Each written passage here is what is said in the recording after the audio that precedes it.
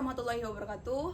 Halo semuanya, perkenalkan nama saya Felicia dengan NIM P01720325023. Di sini saya akan membacakan jurnal yang saya cari kemarin, yaitu dengan judul Gambar Hubungan Interpersonal Perawat dan Klien berdasarkan aplikasi teori Hilgert Peplau di Rumah Sakit Raja Wali Bandung tahun 2020. Penulis Arif E. Kusmiran dan I. Lestari. Lokasi penelitian di Rumah Sakit Raja Wali Bandung, Jawa Barat, Indonesia. Selanjutnya saya akan membacakan bagian pendahuluan. Hubungan perawat dan pasien dikembangkan oleh Hilgert Peplau. Menurut teori ini, sebagian besar permasalahan yang dialami pasien disebabkan oleh kesulitan dalam membangun atau mempertahankan hubungan emosional personal. Hubungan interpersonal yang baik akan mendorong pasien untuk lebih terbuka dalam mengungkapkan perasaan dan masalah yang dialaminya.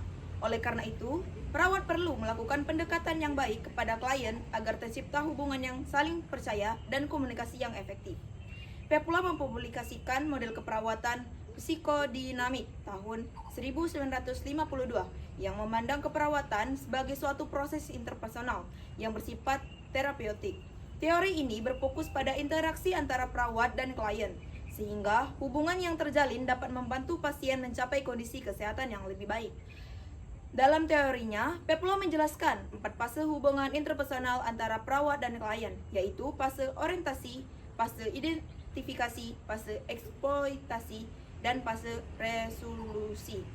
Fase orientasi merupakan tahap ketika perawat mengkaji masalah dan kebutuhan pasien.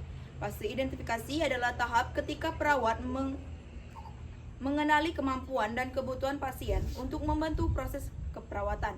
Fase eksploitasi merupakan tahap ketika pasien memanfaatkan pelayanan keperawatan yang tersedia. Sedangkan fase resolusi adalah tahap akhir ketika pasien telah mampu mengatasi masalah yang tidak lagi memerlukan bantuan keperawatan secara intensif.